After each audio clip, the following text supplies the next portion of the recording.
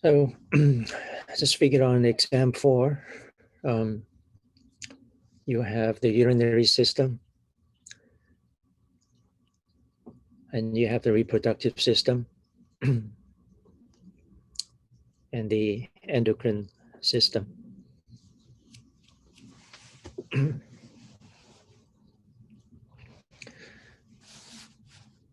And once we have more time, I'll go over the special senses with you. Okay. The last many years, I couldn't get into special senses and test people with it. So, and that's because they shortened the semester years ago. They never reformed the semester length. So, okay. Major items in the urinary system: kidneys, the ureters, urinary bladder, and urethra. Okay. And the major function, it's there to maintain the purity as well as the constancy of blood, as well as all the extracellular body fluids by filtering, concentrating, and excreting metabolic wastes, any excess material out as urine. So the urine formation starts with glomerular filtration at the level of the nephron. Okay. There will also be reabsorption of water and any other material that needs to be recycled.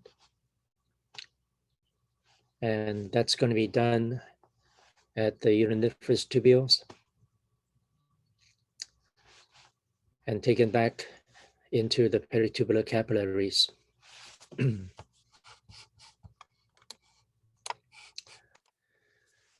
Secretion of any additional undesirable material in the form of molecules will also be done, sent out by the peritubular capillaries, and will be internalized by the cells at the walls of the uriniferous tubules.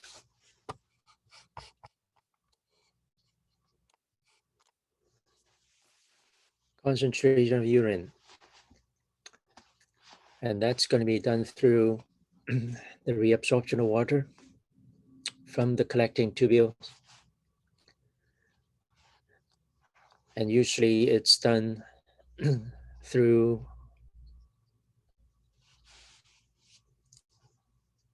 the hormones coming from the endocrine system.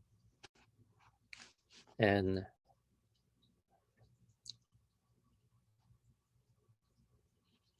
that's the material that's going to be taken out for recycling in the body.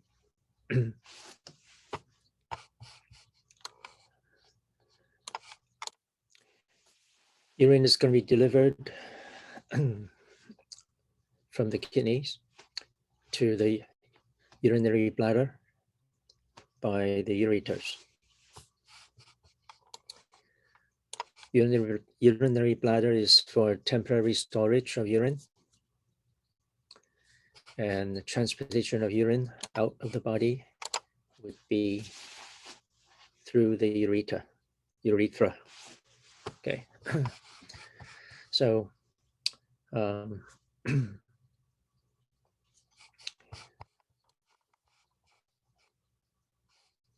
pretty much everything you see here are retroperitoneal.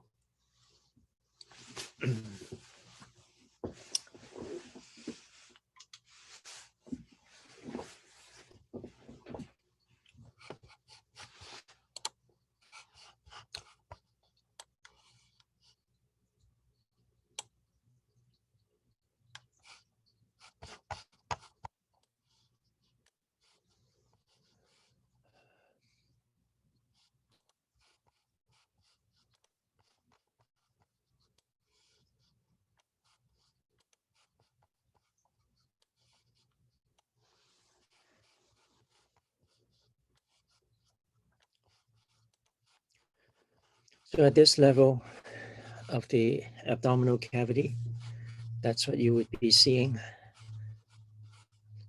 of material that is in the back of the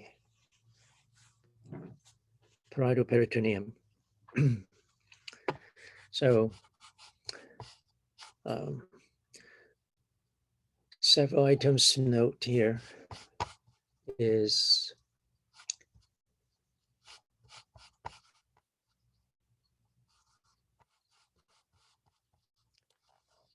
this brown line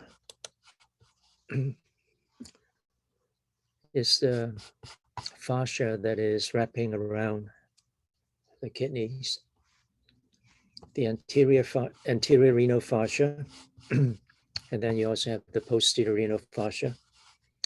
Okay, so the whole thing is going to be referred as the adipose capsule, because outside of the kidney, within this fascia, you have perirenal fat. Perirenal fat that is encased in the renal fascia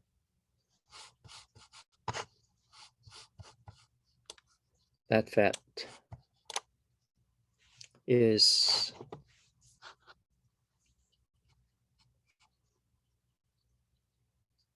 required there for protection of the kidney. You can already see that you do not have any bone at that part of the kidney. So the fatty material there is responsible for protecting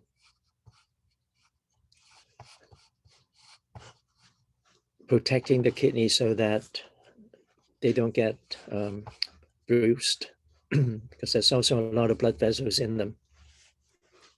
So, and then there is also fatty material that's outside of the capsule, and that would be the pararenal fat. Pararenal fat is a fat that you build up out here. Okay.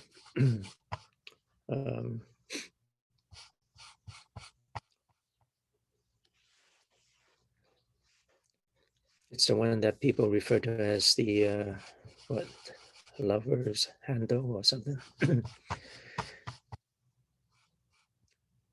The reason I need you to know something about the pararenal fat is that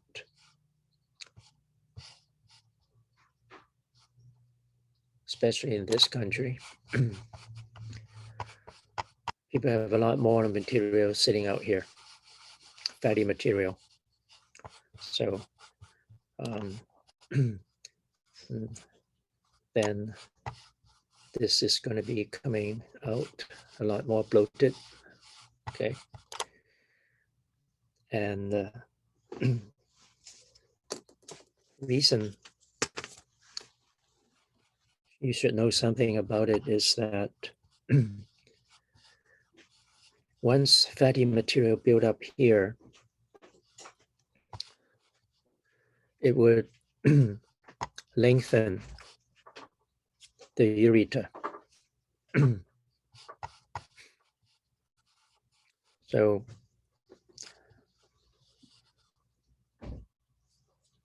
for the people who go for liposuction,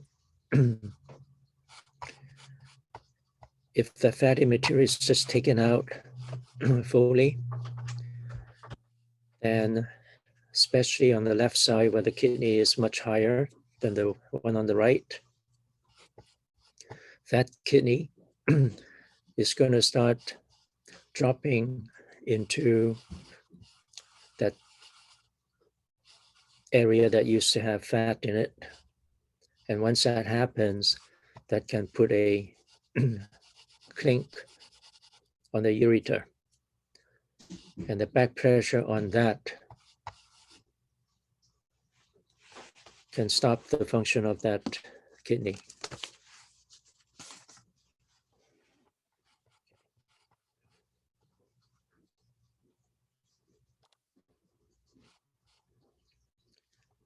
So looking at some of the structures on that kidney, going from the outside in, for most of these large internal organs, on the surface you would have the capsule. That capsule is always dense, irregular connective tissue.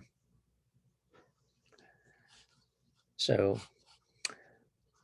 after that, you would have the renal cortex. And once you go beyond that, you would have the renal medulla, or the medullary region, cortical region, and then medulla region. And then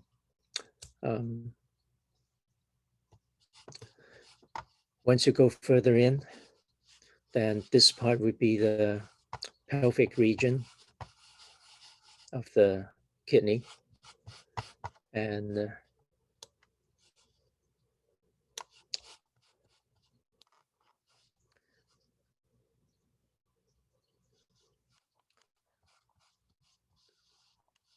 this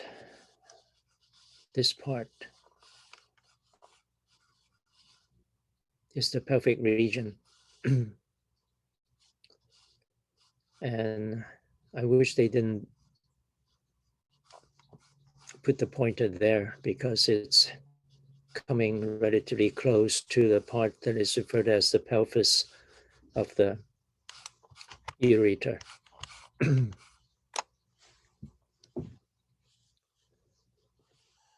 So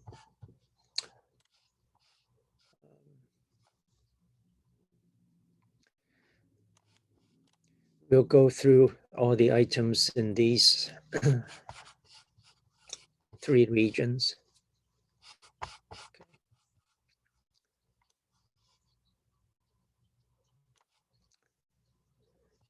At the medullary region, you have these items are referred as the medullary pyramids, or renal pyramid. And they would have a whole series of these parallel bundles of collecting tubules there. Okay. And then eventually these would converge a little bit and form the papillary tubules at the renal papillae. Renal papilla is the apex of the pyramid. Okay.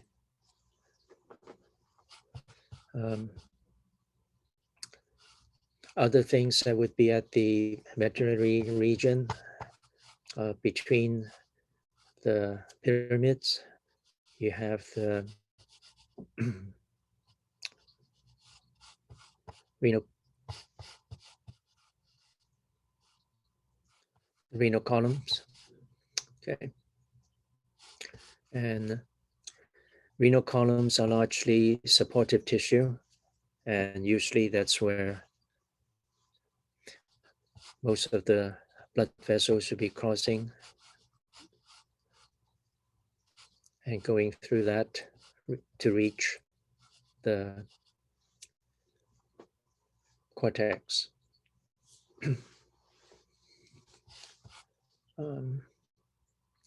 Because it's supportive tissue, it's known as stroma. So in the kidney, you can readily see what's stroma and what's parenchyma, the items that would actually be performing the function of the organ would be the ones at the pyramids. Okay. At the renal pelvis, the minor calyces, you can find two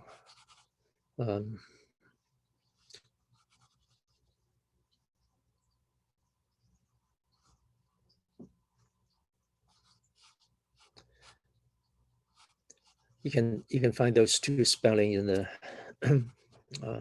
dictionary. So calyx would be singular. Okay. Calyces plural. The minor calyx is the one that is wrapping around the renal papilla. Okay. And then as they converge to form larger items, then out here would be the major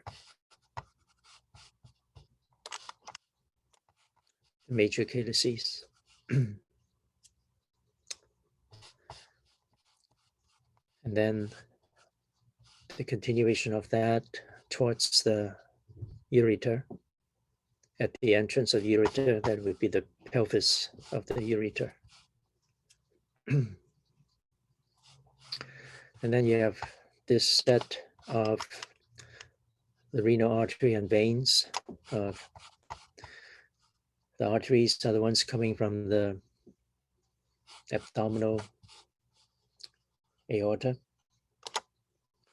So this is how the blood is going to be entering.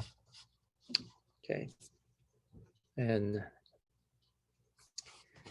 from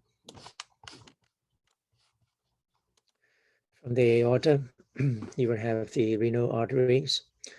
And then as the renal arteries coming to the hilus of this organ, then it's going to start branching off into a few segmental arteries. And then continuation of those, once they get into the renal columns in the medullary region, then those are the ones that's going to be referred to as low bar artery. Okay, low bar artery.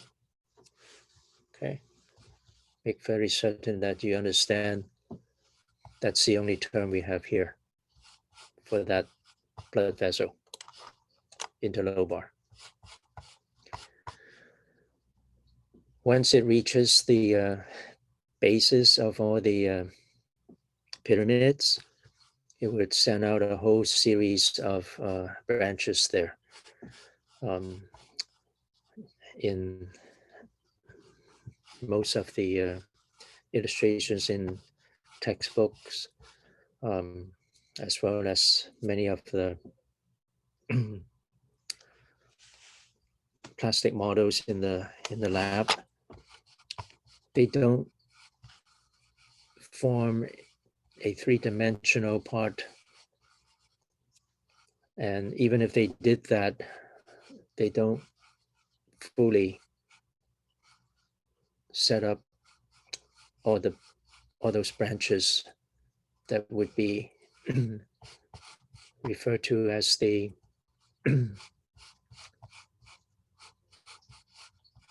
arcuate arteries there.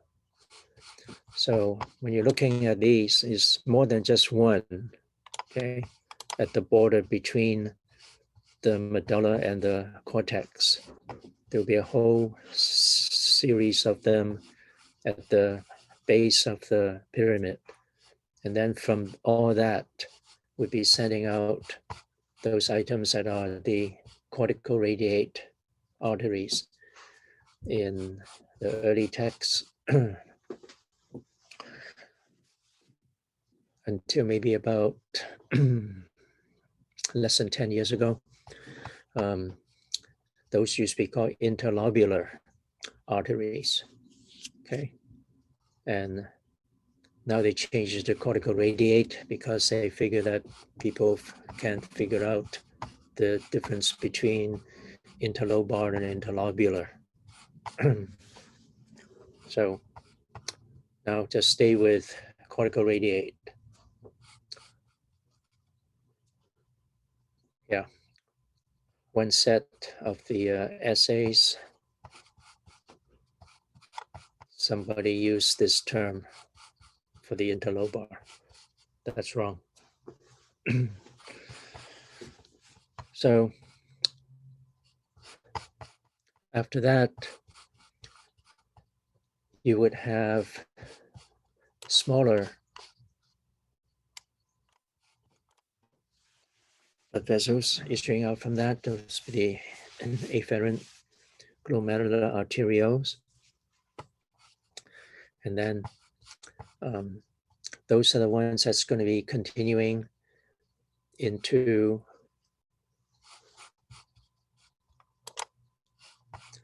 the renal corpuscle.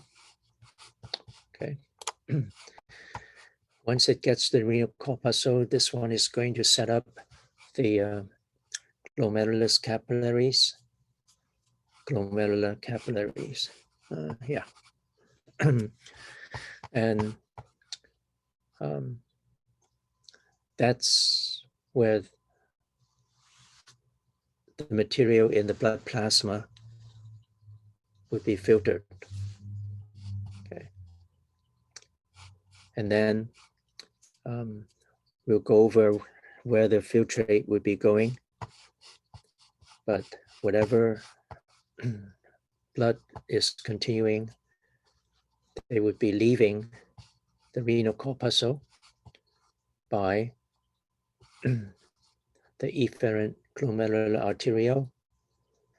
And then after coming out of that, they would be branching off into peritubular capillaries as well as vasa recta. We'll go over which ones those are. And then eventually those ones would come back to the cortical radiate vein. And those would enter arcuate vein, continuing into interlobar vein, and then the renal vein. Okay. So, yeah, there's no segmentary, no segmental veins. Okay. So figure that, yeah, eventually the two renal veins will be sending the deoxygenated blood into inferior vena cava. Figure that 90% of blood entering the kidney would get all the way up to the cortex. Okay, so just figure that 90% of the blood that enters the kidney would be filtered.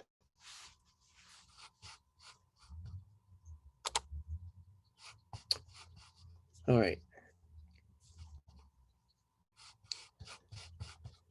Getting to know these terms and make certain you don't just mix them up with what they actually would be. Okay.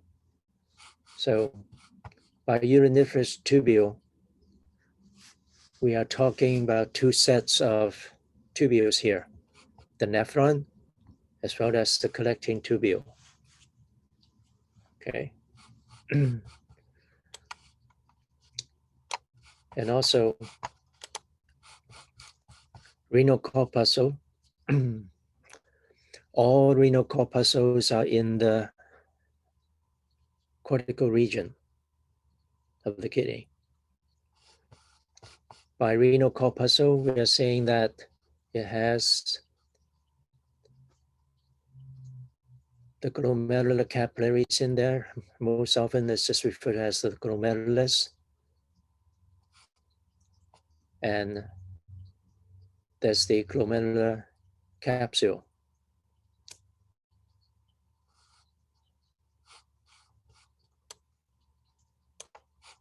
When you are going through this,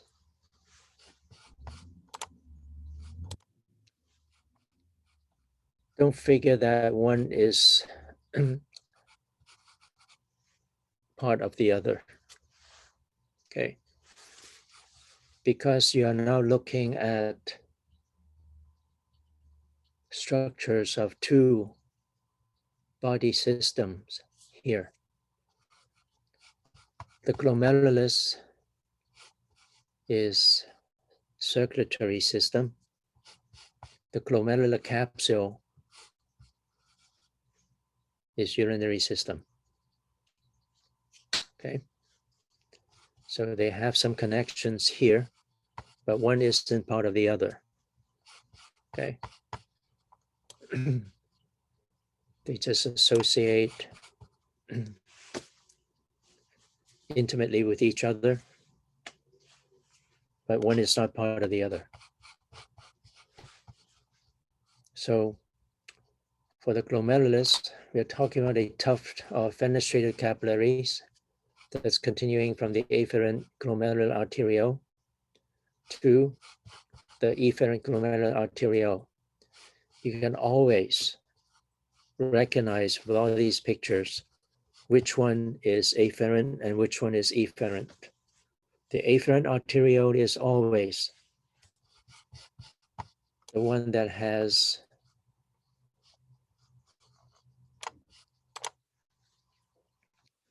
a larger diameter than the efferent arteriole. It doesn't mean that you have less things to exit here. That's why you need a smaller blood vessel there. Okay. What this is actually doing is that when the afferent arteriole branches off into capillaries, that means suddenly right here, the diameter of the tube is now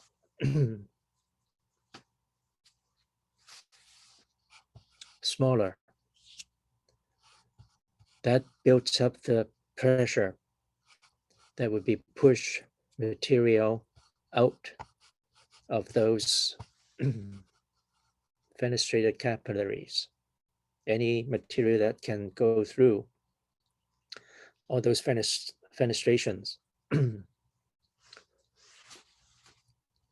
And then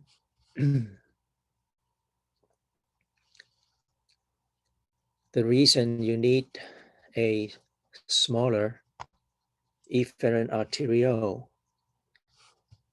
is to put in back pressure.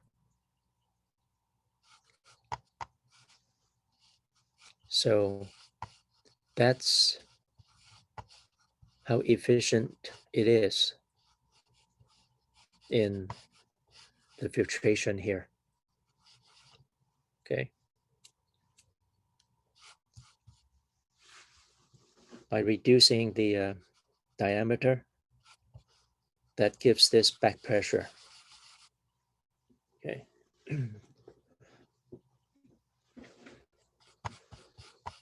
So, all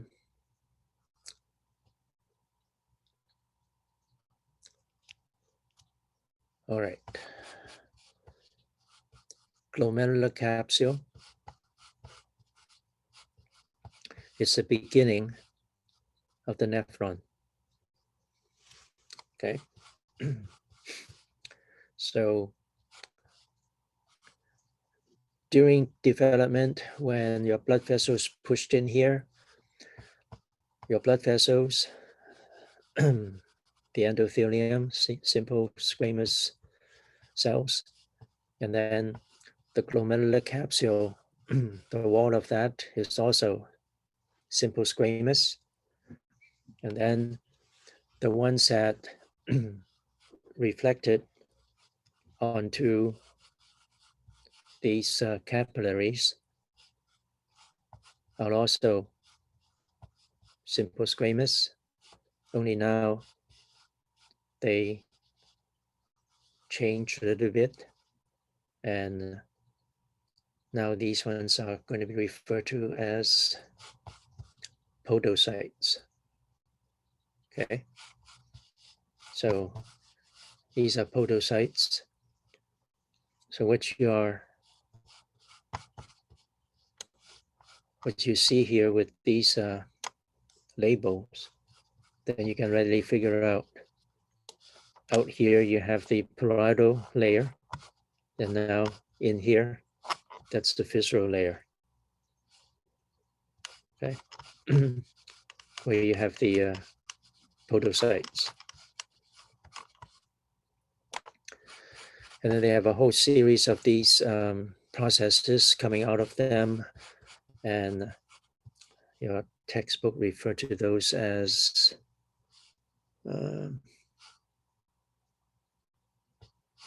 foot processes. If you just want to, if you need just write one term for that, pedicels. Okay.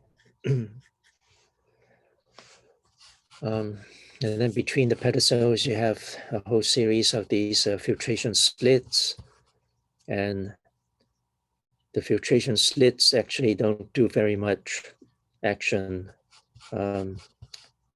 or physical action for the filtration. Okay, filtration is done right there where you have the fenestrations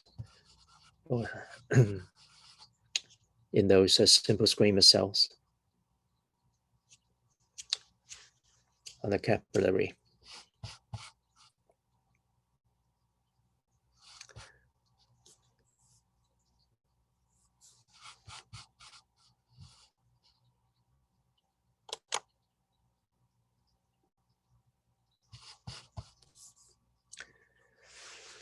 So the glomerular filtration has to do with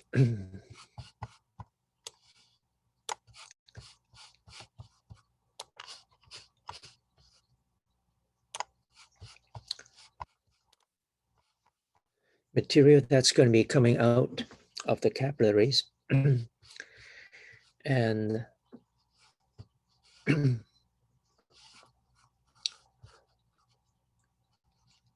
the item that's referred to as the filtration membrane, sometimes called barrier, which has to do also with the term endothelial capsular membrane. So in other words, the simple squamous cells on both sides would be sharing the basement membrane. Okay, so it's relatively thin piece of material again, like what happens at the respiratory membrane.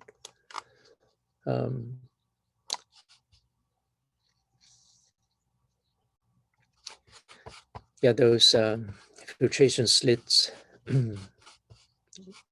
would have a limited function in holding back anything. Okay.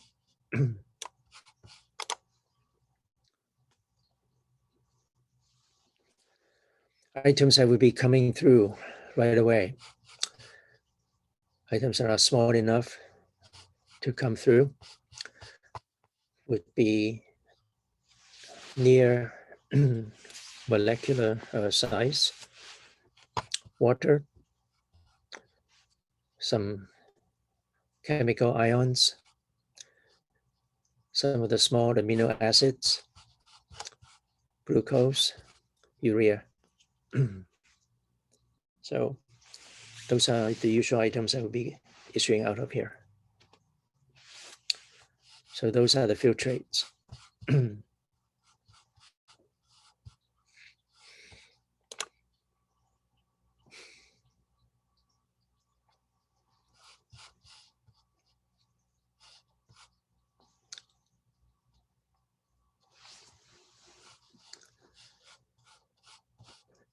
Once you continue into the tube portion of the nephron, you would have the proximal convoluted tubule here.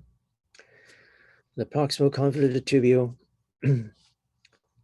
the epithelium would change immediately to the thickest part of the nephron. And the reason it's the thickest is because the proximal convoluted tubule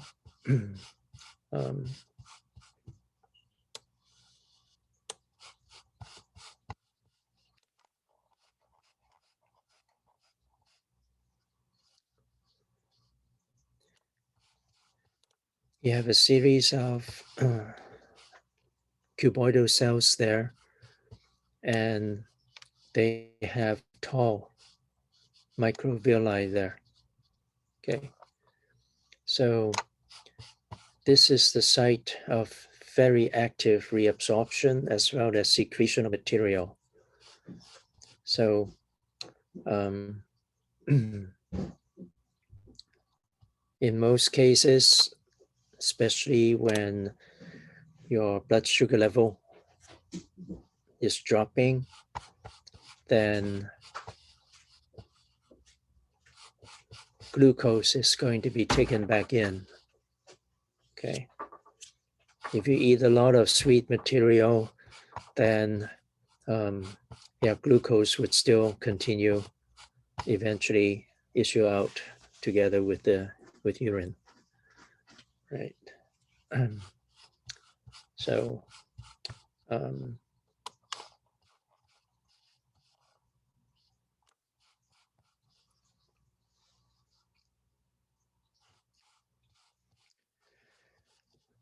once it continue into the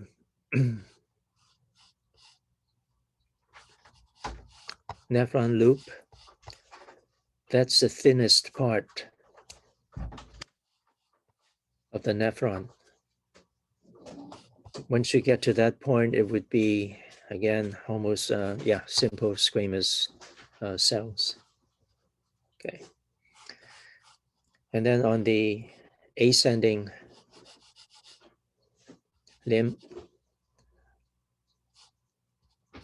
it would start a little bit thicker again with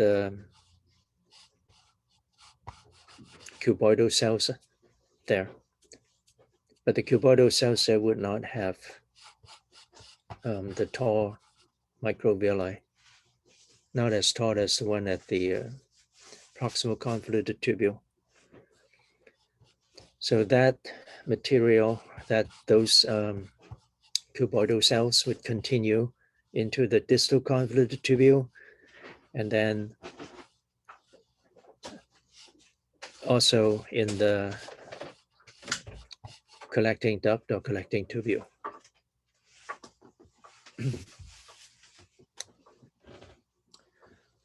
So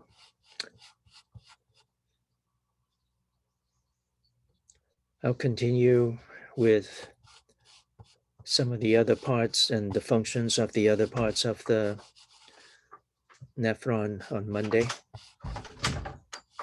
And right now I want to show you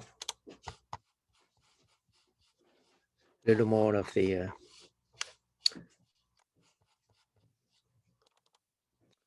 items you might want to do your research in. And again, if anybody want to handle the research presentation,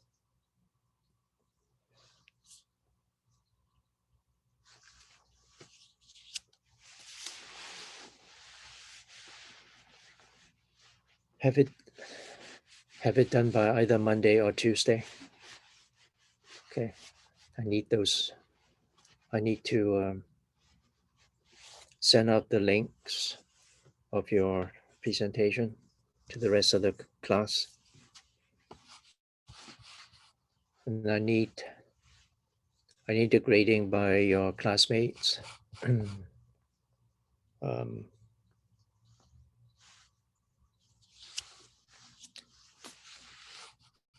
Maybe just one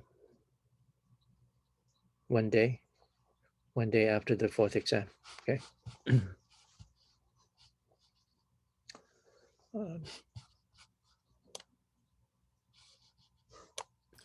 Professor, if we're not going to potentially do the extra credit and we want to kind of focus on the last chapter here moving into next week for the following exam, do you mind if we sign off, or do you want us to stay on for the remainder to watch the videos?